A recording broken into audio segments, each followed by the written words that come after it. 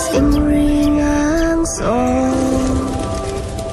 Manghune paran pali tam chi pulute Baka che so Chi kolong so an che cho ji le bor ime Ning ke te ya weng do ti te Kang jar pa te lang ching ton te Ning ke te ya weng do ti te Kang jar pa te lang ching ton te Malong ler senga jo uli kang sa Am lang roi chi ting ki li ka ching kan Ning ke te ya weng do ti te Kang jar pa te lang ching ton te ne Madu kam ke yun e ne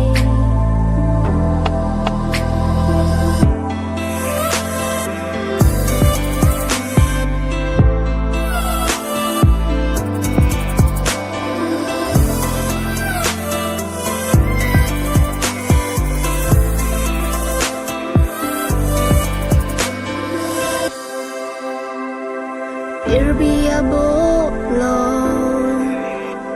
Surjon ke me pang baraman na thayawe Son suriya son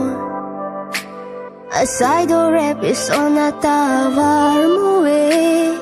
Sampung wet kachiloni kengkam Loti ya jake ya hok ting olang Sampung wet kachiloni kengkam Loti ya jake ya hok ting olang Malong lir senga jo uli kang sam Lang roi chi ting kili ka ching kan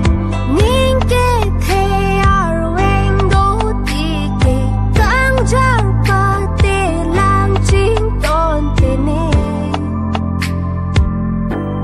Madu kam ke yun e ne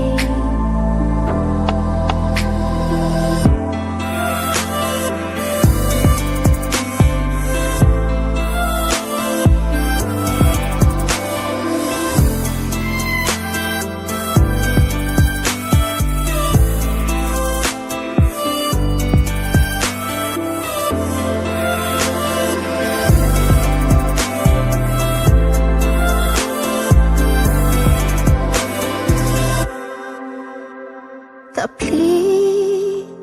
Arjan le hinang kai ke Karli le aprang klem vek nang akime Ke mga di men tu ne